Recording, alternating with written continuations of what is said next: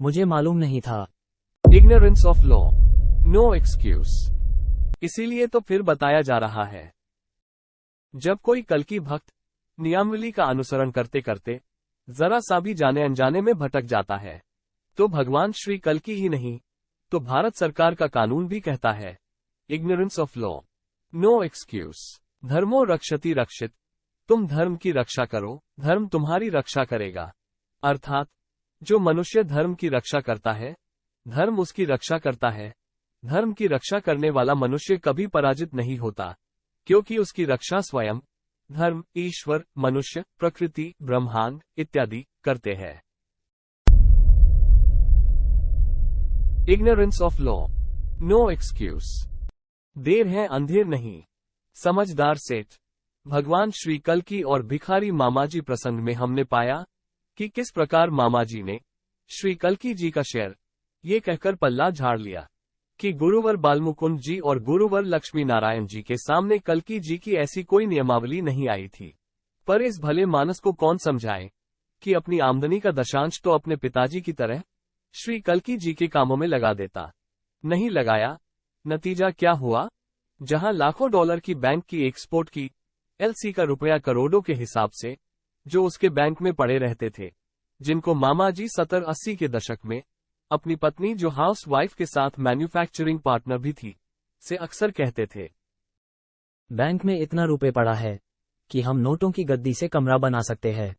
और फिर वही मामा जी के कनस्तर में आटा गायब। बच्चों, इतना ही नहीं, दिल्ली और बंबई में 12 मुकदमों में योगनियों ने ऐसा फांसा कि मानो प्राइमरी से बीए तक की 12 वर्षों की पढ़ाई मानो मामा जी को सब कुछ छोड़कर 4-5 साल में पूरे कर ले, वरना अकारण परेशानियां झेलनी पड़ेगी। बच्चों, इस व्यापारी ने तो 9-10 साल बाद ही झटके झेले, और देखते हैं कुछ तो 10-15 और कुछ तो 20-20 साल बाद भी ये जालिम योगनियां झटके दे रही है और वो बिलबिला रहे हैं। संक्षेप में ये कहें कि मुझे मालूम नहीं था कि भगवान श्री कल्कि तो क्या, भारत सरकार भी कहती है, ignorance of law, no excuse. Ignorance of law, no excuse. जब साल 2017 की तरह मुझे 2023 जनवरी से फिर से एंजाइटी होने लगी। मुझे बहुत जोर से सीने में दर्द उठा, मानो हार्ट अटैक आ गया, और सांस आनी बंद हो गई। मैं जोर जोर से रोने लगी। जब कल्कि जी से मैंने रोते रोते प्रार्थना करी, हे प्रभु, मुझे इस परेशानी से बाहर निकालो, तब वाणी अनुभव हुआ कि नियमावली पढ़ो। मेरी गलती। पहले यह बात स्पष्ट हुई कि गृहिणी के मासिक घर का खर्चा जिसमें में से 5% शुल्क के डिब्बे में जाता है, वो मैं कम निकाल रही थी। दोबारा वाणी अनुभव हुआ कि नियमावली फिर से पढ़ो।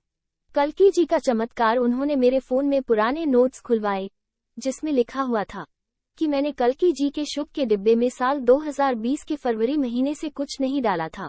मेरे पैरों के नीचे से मानो जमीन खिसक गई।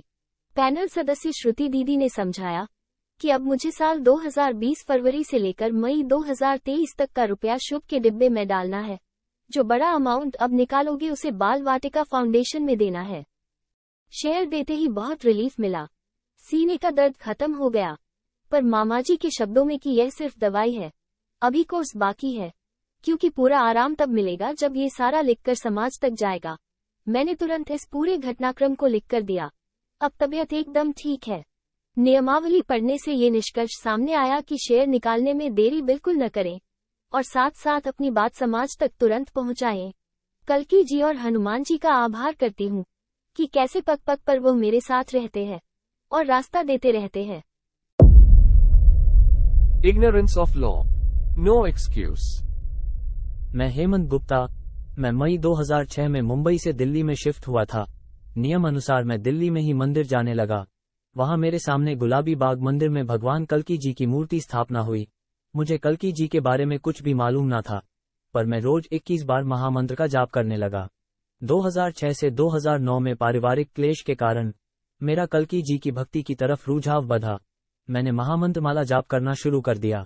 मेरा मेरे भाइयों के साथ साझा काम है, जिसमें हम दिन दूनी और रात चौगुनी तरक्की कर रहे थे। मेरा ध्यान कभी उस तरफ नहीं गया कि यह सब कल्कि जी की कृपा से हो रहा है। 2009 में मुंबई वापस आया और मेरा पारिवारिक क्लेश काफी हद तक कम हो गया। मामा जी के कहने पर भी मैंने कभी भी नियमावली पर ध्यान नहीं दिया और धीरे धीरे मेरा माला जाप भी बेध्यानी में कम हो गया। समस्या, आज मेरा बड़ा भाई वेंटिलेटर पर है, जिसके हाथ में हम सबका फाइनेंस कंट्रोल है, जिनके मैं बहुत करीब हूँ। दूसरा, मुझे व्यापार में कमाई में रुकावट आ गई। उपाय, पैनल द्वारा बताया गया कि नियमावली पर ध्यान देना होगा। शेयर निकाले बिना समस्या से बाहर नहीं आ पा रहा हूँ। माला जाप पर भी ध्यान देना होगा। Ignorance of law. No excuse.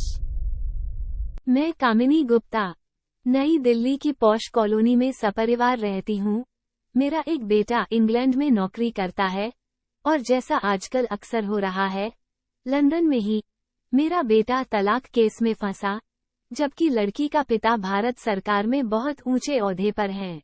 बस इसके बाद बहुत परेशानी आने पर हम कैन ओल्गा माइन में गए।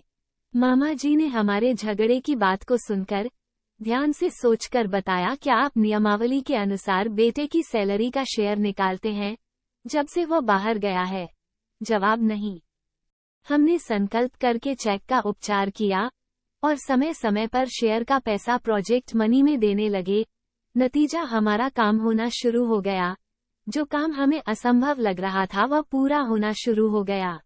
गलती, हमने पूरा शेयर ना देकर थोड़ा रोक लिया, ये सोचा बाद में दे देंगे। नतीजा बनता काम बिगड़ने लगा। अनुभव, बचे हुए प्रोजेक्ट मनी शेयर तुरंत दे। इन 4 आपबीतियों को विस्तार से पढ़े और उनकी एनिमेशन देखना ना भूले।